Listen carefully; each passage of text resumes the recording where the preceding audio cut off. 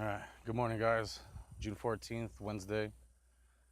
We're talking about initiations and rebirths. Born again, you can classify it under the same category. Usually, every teaching has some form of initiation concept or rebirth concept, or to be born again, or something along those lines. Reason being, I said it yesterday, the consciousness will constantly evolve, it's always evolving. When symbols started speaking to me, it was in 2002 when my mom just passed away. Well, she passed away in '01. In '02, I had the notice of symbols, and it came in the form of birds. You know, just like angels are represented by feathers, people are represented by past loved ones are represented usually by birds, because birds are the elevated creatures. I mean, I covered a little bit of it yesterday, elevated thinking, but they're also angelic. They're spiritual messengers. So if you ever notice birds, you know, for one, pay attention to what kind, if at all possible, but for the most part, birds are going to be your main indicator that you got something, someone, somehow trying to reach out to you from the other side. My logic behind it is that there's something in the consciousness, you know, in the bird, or whether even the animal, and it allows whatever it is in the invisible to interact with that thing, that which will then allow you to react to it. Or, I mean, just like these guys over here, I mean, they're kind of my sign of how I ended up here. I mean, I didn't really have a destination. I never do. I just end up where I end up. I know which area I want to go in, but then I just base it off of signs, symbols, feelings, intuition, because that's a whole nother aspect that we want to talk about, but that'll be later. So birds were my first indicator. One of the ancient symbols that are used in mystery schools, you know, like the Freemasons, the Rosicrucians, is obviously the pillars, Boaz and Jachin, or Jachin, or however it's pronounced. The understanding with those are that one's feminine and one's masculine, because just like us, we have a balance. We have a left and right hemisphere, but we also have a left and right leg, just as these pillars represent. They represent the self. You know, these pillars are not only gateways or walkways or entryways into new areas of understanding or life, or however you want to consider it. They also tell a story of the masculine and feminine within it, but they also tell the story of climbing to new heights to reach God, in a sense. I really dislike using the G word, because to me that's a all of the above type topic, but that's what it represents. Because what usually connects a walkway, you know, two pillars, it's the archway. The archway will then have what they call the keystone. And it makes sense why these mystery schools chose Freemasonry, because Masons, you know, literal Masoners, they have so much philosophy behind their work that they provide, because it does have a life philosophy behind a lot of it.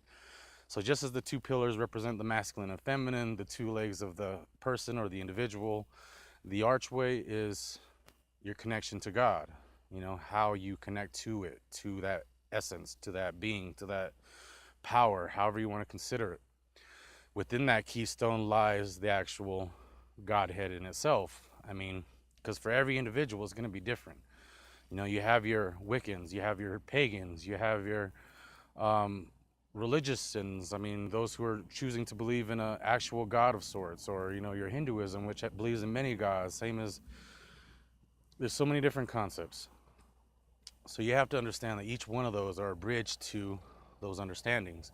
The archway, the keystone, the pillars, masculine, feminine. I mean, it has all these symbols. Another ancient symbol is the Ankh. The Ankh is the cross with the loop on top of it. Cross, loop on top. With that symbol, that was an ancient symbol that kind of, in my opinion, derived from primitive man, or what we would know, or what we would think of as primitive man. But in reality, it was an ancient man, highly advanced, who then had to relocate and find new land. And then with these new lands, found primitive people and had to teach these teachings to primitive people. Now, if you were stuck, let's say you went back in time and you're a future being like you are now, and we know everything that we know now. If you went back in time, what can you actually relay back with you? What can you create to show the primitive man what you're capable of? You as an individual, probably not much, because I know I can't, and I know a lot. And this has been my primary goal, is that if I were to ever go back in time, that was my goal, was what can I take back with me? What can I show primitive man in what I've learned? And in essence, all I can really do is give my teaching. So when you think about it in the same concept, that's the exact same way an ancient, highly civilized man would have had to accomplish this goal, was to go to a primitive land. But either way, the Ankh is a symbol of the individual, because when you hold out your arms, you are represented as a cross in your shadow. And the loop on top is, guess what? The head. This goes into the tree of life, like tree of life is a Kabbalah teaching. It also is incorporated into your Bible. But the reason is in Kabbalah, Ka-Ba, Ka the spirit, Ba the soul, vice versa. I get them mixed up, but it was an ancient Egyptian teaching. It wasn't Judaic, it was ancient Egyptian.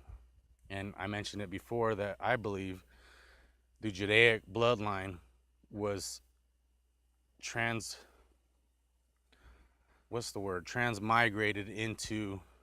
from Egypt. A whole lot of gaps in there, but I'm sorry. So anyways, the whole thing being is that this is an ancient mystery school from Egypt teaching versus Judaic, and Judaic has taken it over. Not really taking it over, but that's in essence what the Freemasons are, is the Judaic belief system without even realizing it.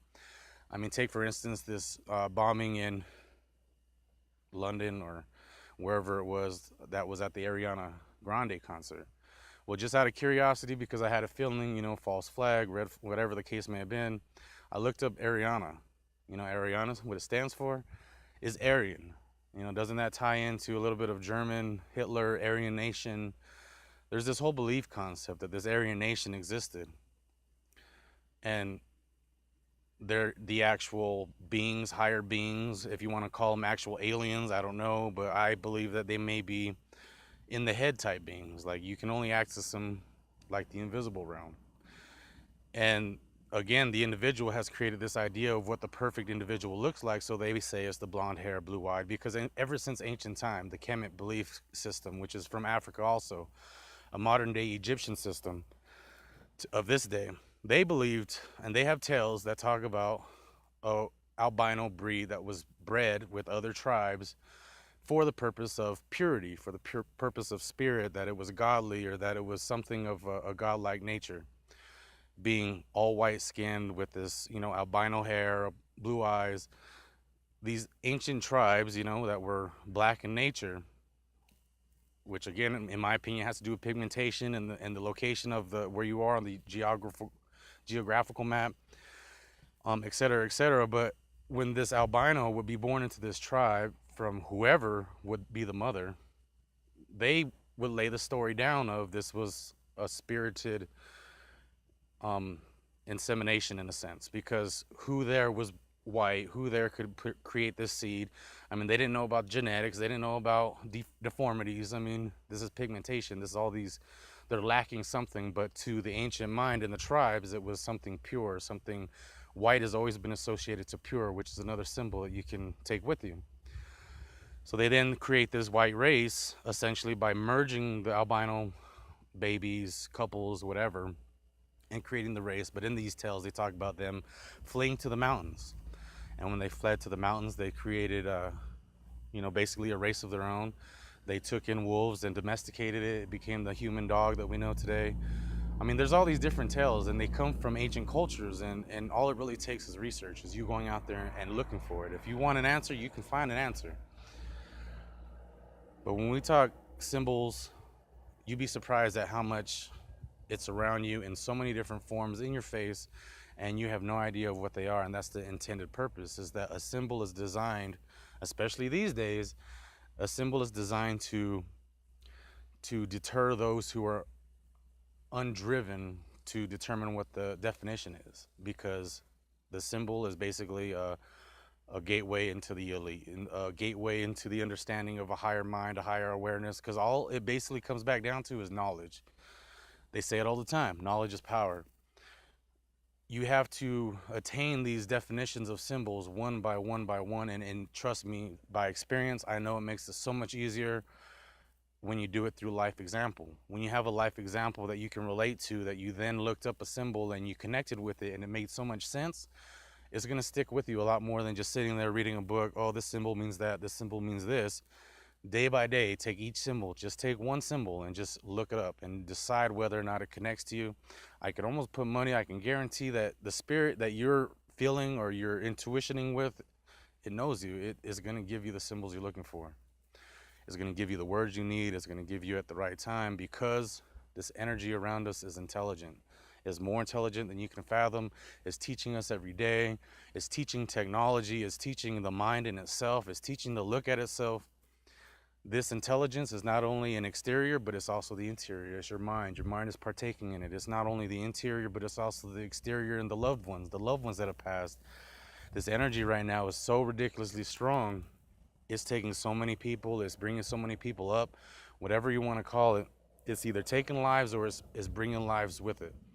And if your life is being taken, don't think that it's, or your loved one's life has been taken, don't think that it's anything to do with bad or chaos or tragic.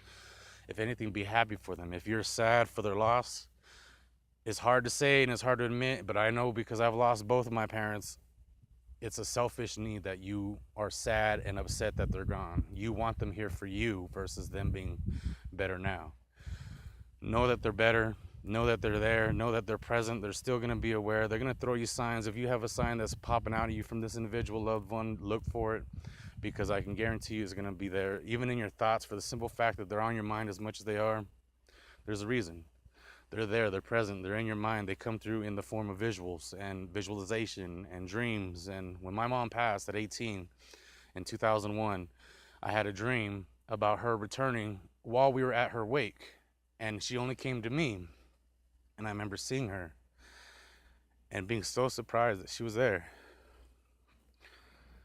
And that I was asking, what was she doing? And I had these ideas of her coming out of the grave, like these visuals.